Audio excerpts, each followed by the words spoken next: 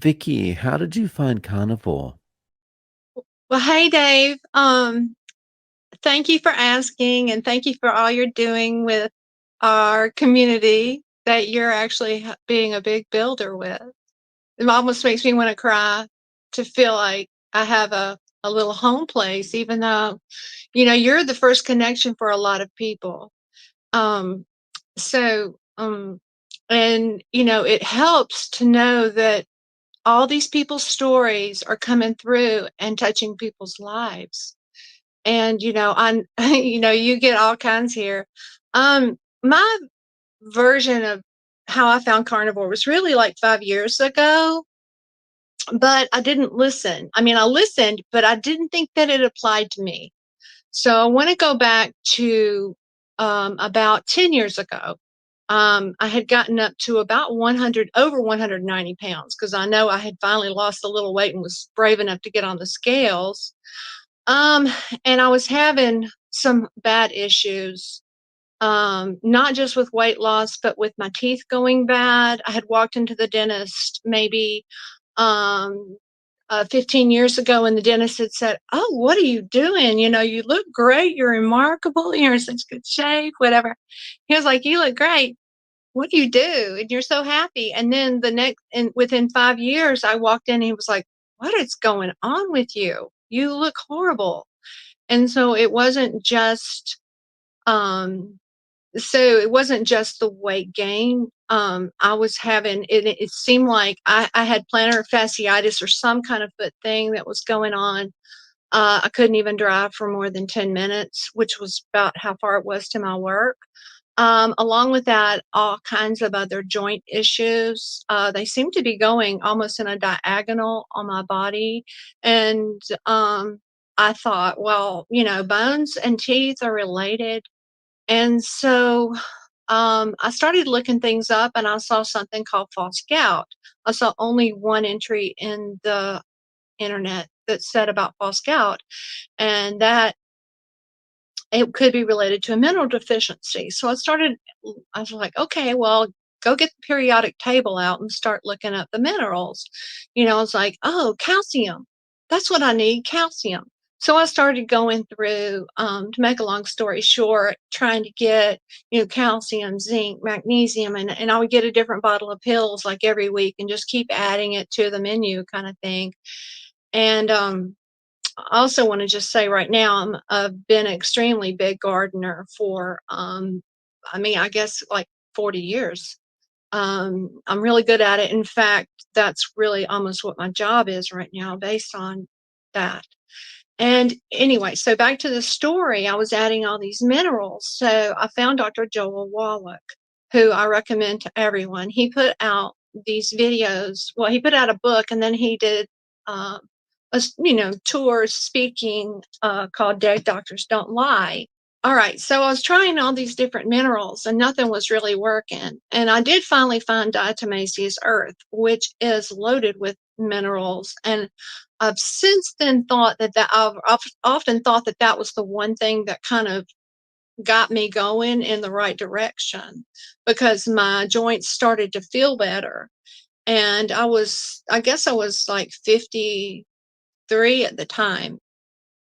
And so, um, but also one thing that Joel Wallet talked about a lot was gluten intolerances. Have you ever had eczema? Well, no, I had never had eczema. Do you have this issue? Do you have that issue? I didn't have those issues, or at least not apparently to me. But because I kept hearing him talk about it, I thought, and I had my grandson one day, and I don't know if you know how, well, you don't have grandchildren, I don't think, but I had one of my grandsons, and you know how it is with little grandchildren. You're like, what do you want for breakfast? Pancakes. What do you want for lunch? Spaghetti. Oh, I want a peanut butter sandwich now and jelly. Oh, well, can we make cupcakes for mommy? And so by the end of the day, I was I was on a walking trance. I was just like, okay, you're going gluten free tomorrow. You're going to try it. And I did allow myself to have sugar as a bridge. And I want to talk about that bridge stuff, because I think it's real important for people. Um, but so I started going gluten free. And I really think now that that's what really broke the problem, was going gluten free.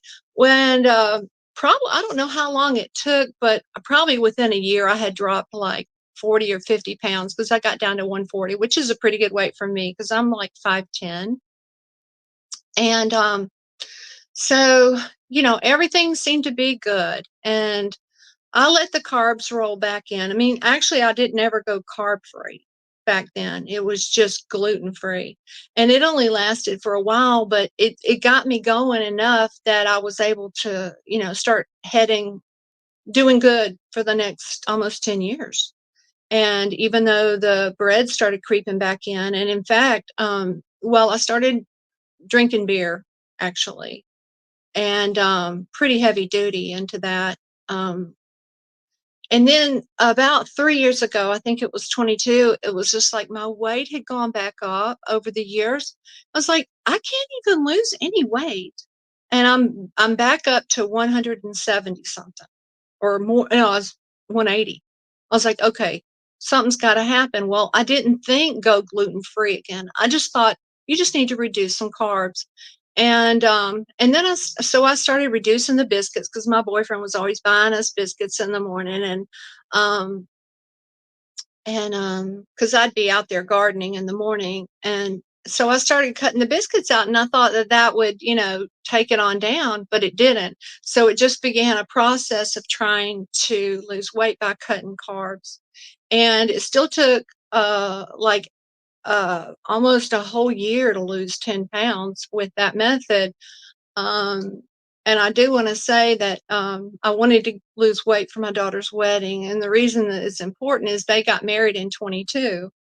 And so I still haven't told you why it's important or why it's significant. It's very significant to our family because within 8 months he was killed in a car accident after they got married, and it's had a significant effect on our family. And he was a pillar in our family, but that's not really that significant on the health journey. But I do feel like if I actually believe that if he had heard about carnivore, he would not have been in that accident.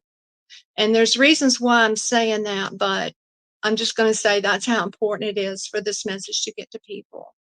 Um, so anyway, so what happened was, so 5 years ago, and I had been listening to Dr. Berg and Stan Ekberg, and they were talking about the keto stuff, and I knew a little about keto, and I heard about Atkins.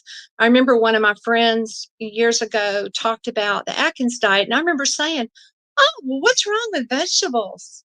I mean, you can eat vegetables. I mean, I can understand cutting out the carbs, but the vegetables. So I didn't think about that, but I had actually had two other friends that had started Atkins, and this is back in the 90s, or if that was then, but it was other people talking about it then. So what happened was, I guess to make a long story short, what happened was is I saw the Kelly Hogan and Ken Berry video about this girl goes, carnivore for eats nothing but meat for 13 years, and she's doing great. Well, I watched the whole video. And you know what my takeaway from that was? It was, wow, that's I'm so happy for her.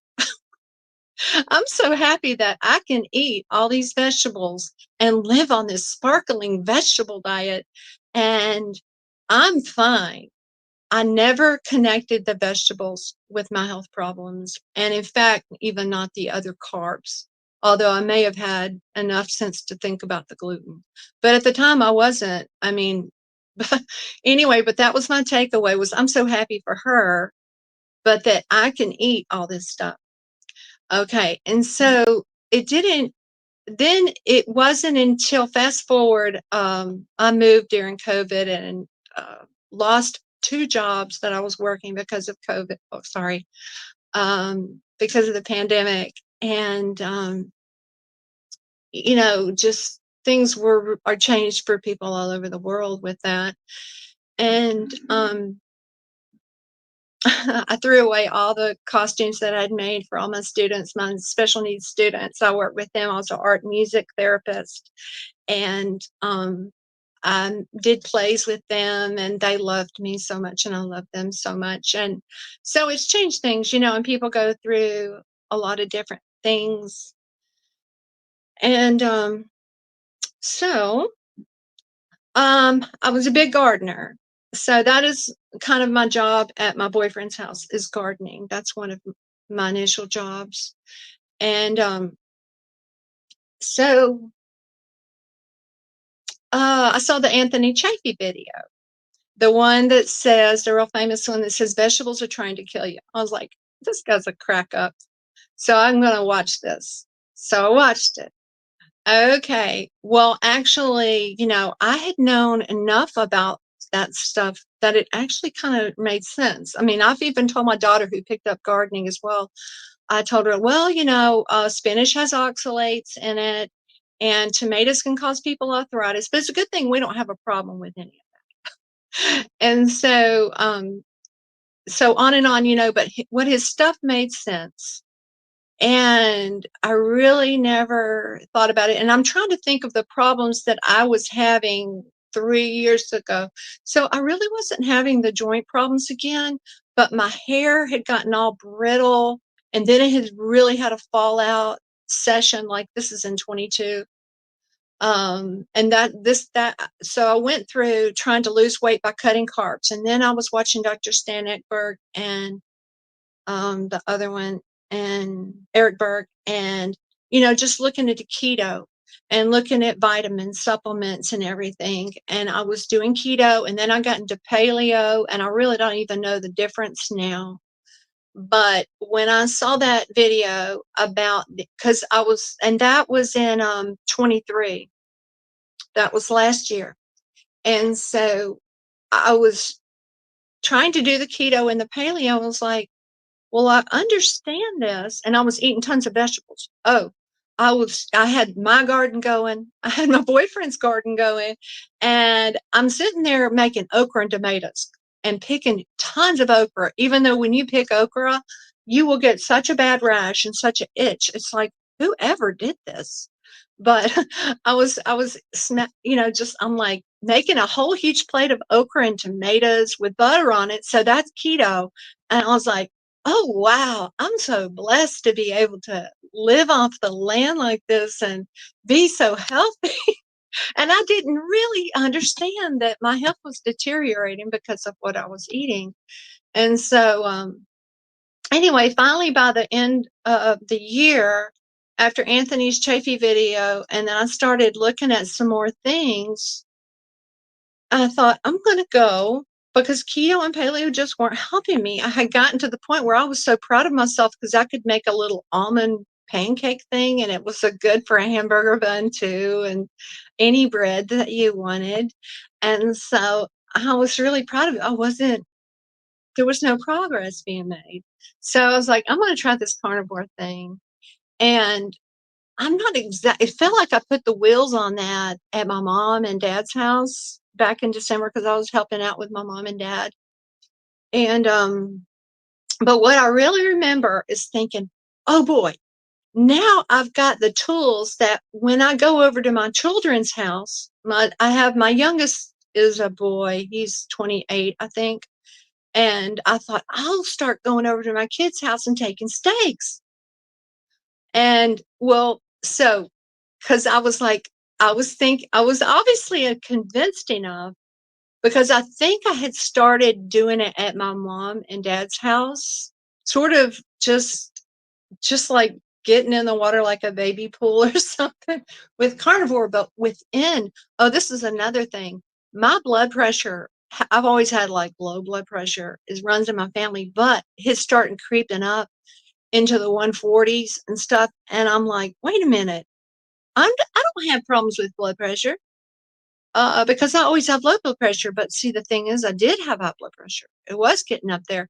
And so within 3 days on carnivore, it took it down 20 points on both sides, on both diastolic and systolic.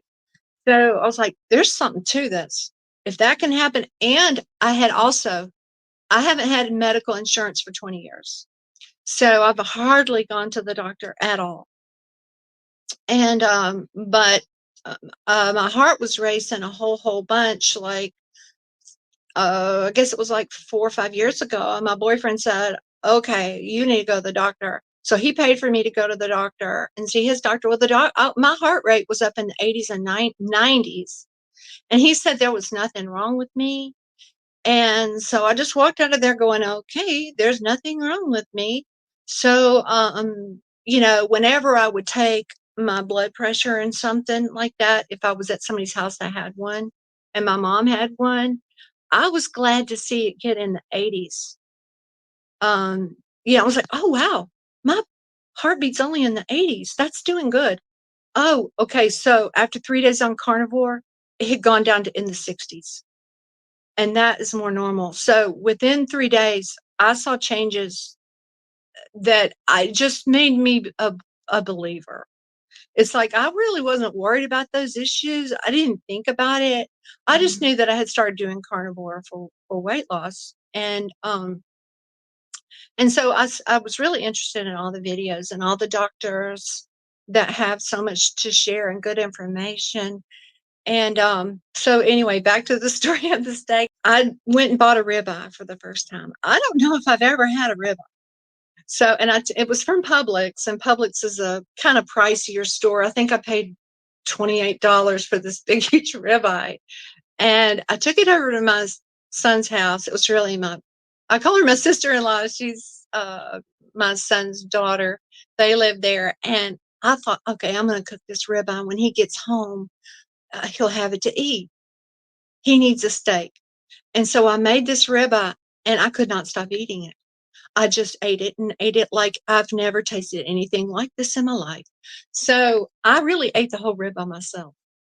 So, so then from that point out, my poor children keep hearing about this because it's just so miraculous. The symptoms that I mostly was looking to get away from was I guess I would call it chronic fatigue, adrenal fatigue, and also anxiety. And I would have these panic attacks. And it's not something that I would have ever said that I had. I would come home and be in the bed and just I would actually literally start crying because I had to get out of the bed. And it wasn't that I was in pain, it's just that I couldn't, I didn't want to move at all. And it was just getting worse and worse. And my children would call me up, can you come visit mom? Can you babysit? And I was just like, no, I'm having anxiety. Just confirm for me, how long has it been since you like went, okay, it's just carnivore now. Yeah. I guess it's been since December of 23. It's nearly 12 now. That's awesome. So you're coming up on your anniversary. Yes, that's right. So like you seem very bright and very happy about the way things are. Like there's a lightness to this. I mean, all those issues, the chronic fatigue, the anxiety, things like that, that's all gone. Yeah, it seems to be. Mostly. Um, you know, uh, I will say I'm not really answering your question, but like y'all talk about the carnivore zen, that's something that is really takes it to a new level because you know how to find your happy place. It's like, okay, if I cheat, it's not going to be good. And how you learn how to moderate your feelings. Like, my boyfriend is very generous. He hasn't gone into carnivore yet, and he always wants to take me out to eat. And when he asks me, he says, "Oh, come on, you want to go have some lunch?" And it's irresistible to do that because he's so fun. And but I pay for it later. If I have to, and there's times when I've been thinking, I'll say, I don't know if I should go out to eat. It's just hard. And I think he gets hurt by me saying that. But so I try to eat it, pick the bread off or, try to order something that's good or just not. But then there's just been a long string of it in the last 2 weeks. I think I had two weddings and that kind of thing. But basically, there is a real carnivore zen. There's just, and if you can go carnivore for like 3 or 4 days in a row, basically that's lion diet for me. Or, oh, just my mother was in the hospital. I have to say, I've been trying I evacuated my mother from the hurricane. She was in the hurricane disaster area. I'm sure y'all have heard about the hurricane that came into America. But I had to evacuate her, and we were staying in a hotel for a whole week. So it's just been a kind of a rocky month with not keeping on carnivore. But if I can stay, and since I have been doing it for quite a while now, if I can have 3 or 4 days with just like lion diet or carnivore, then I will be riding down the road and like I don't know what it does. It's like these happy fireworks going off in your brain. Like I guess I can only tell you one story. I was riding down the road. I had written some songs back in my younger days, and I was like singing one of my songs, and I was remembering all the words to it and everything. I was like, I haven't even sang that song in years. How did it? And it's like worlds unfolding in your mind.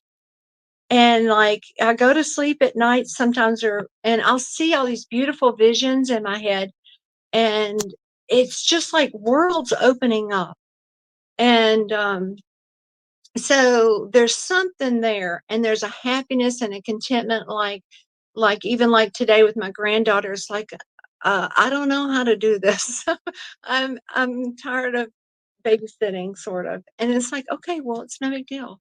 You just get through it. You don't have to do miracles. You can just be here, and all those sort of expectations that you think you're falling short on, and it's like it's okay.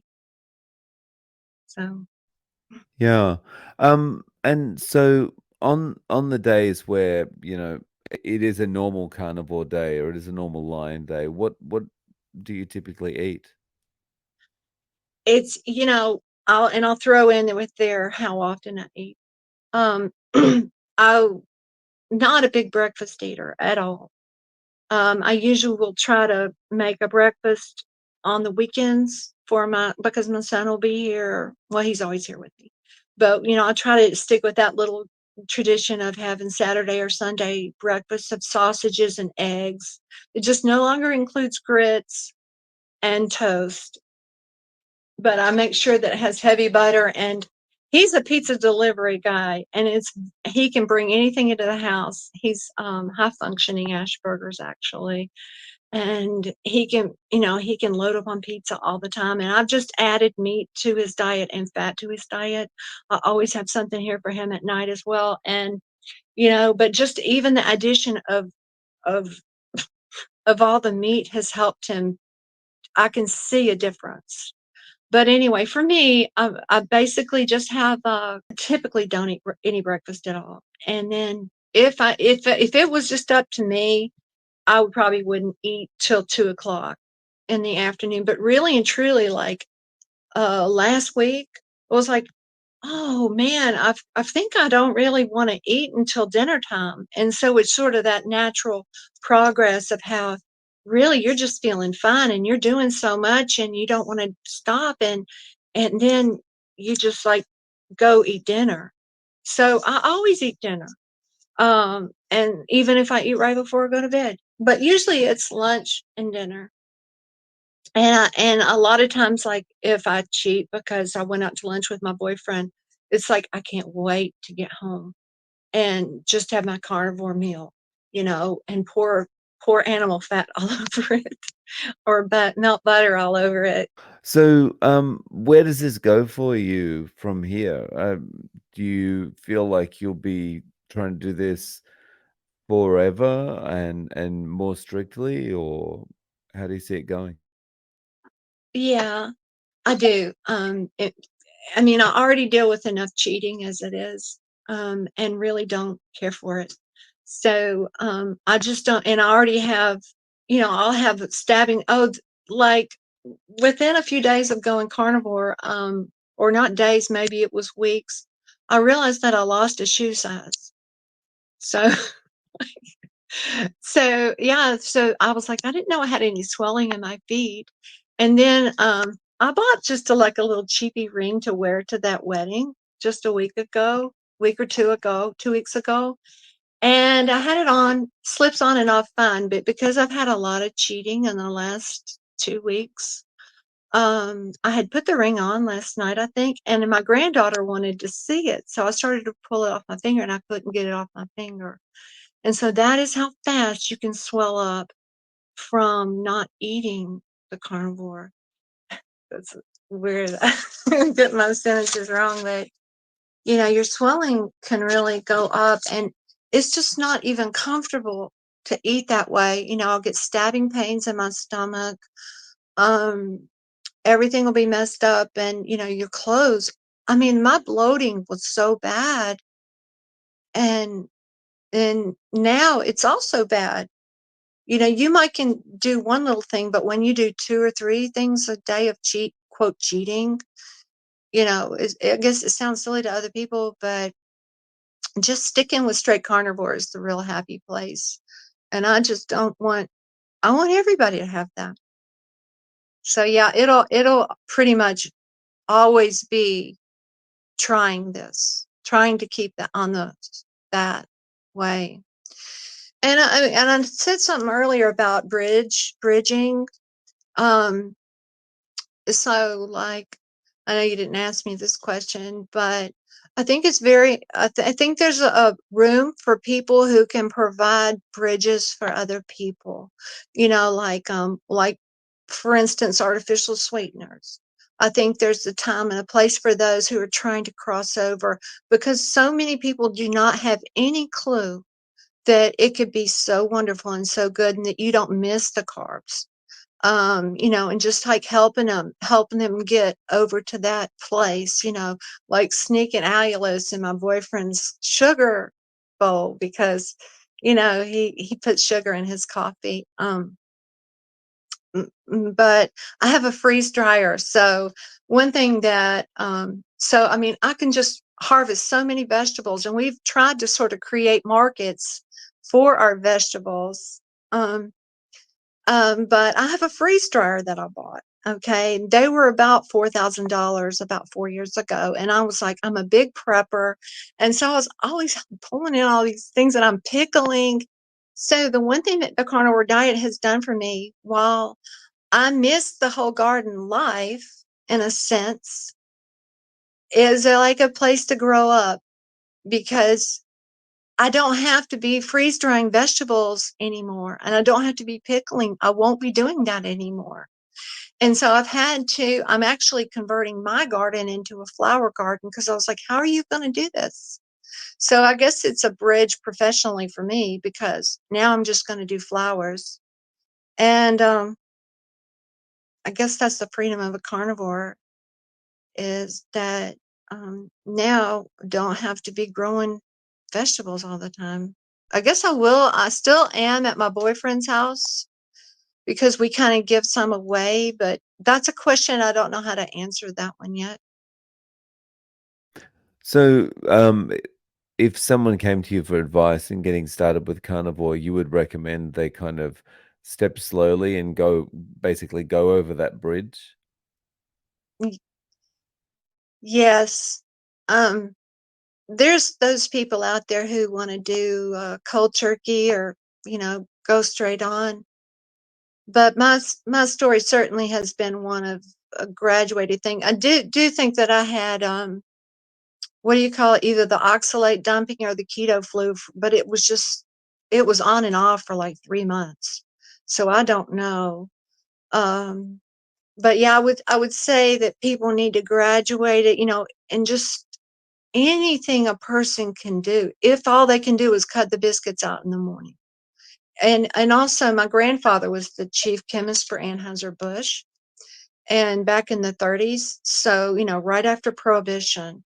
So, and he always said, don't mix your starches with your meats.